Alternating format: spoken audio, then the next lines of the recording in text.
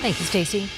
In the 5 days since Aurora police shot and killed a Vietnam veteran, we've been working to learn more about the man he was protecting his family from that night. Career criminal Dajon Harper was the naked man who broke into that home early Monday morning, setting off the tragic turn of events.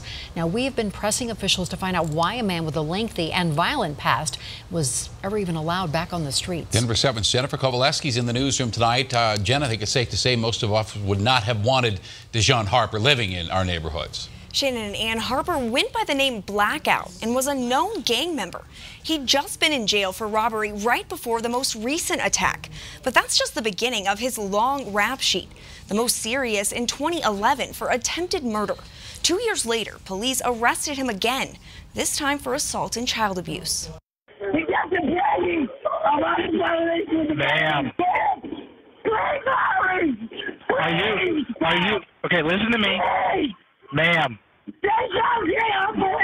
Dajon Blackout Harper had been a free man for less than 24 hours before this violent Aurora home invasion, before this frantic 911 call from his mother. They're coming. They're gonna... 73-year-old Richard Gary Black Jr. shot Harper. Aurora police say to protect his grandson, Harper was trying to drown. The chaotic events that unfolded next would lead to Aurora police shooting Black. We don't know why, but for whatever reason, Mr. Black did not drop the gun. But long before this latest attack, Harper had been arrested dozens of times, most recently for robbery. He'd served nearly a year in Denver jail before being released 6 months earlier.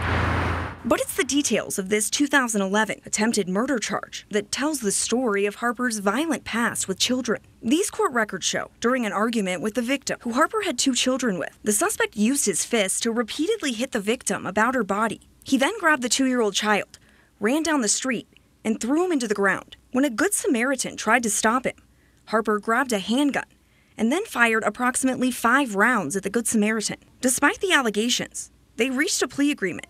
Harper pleaded guilty to possession of a weapon by a previous offender and was sentenced to 2 years probation. Red, that's what I believe. Blackout, as he refers to himself on Facebook, was also a known gang member. This is a video he shared online, and in several of the photos he posted appears to flash gang signs.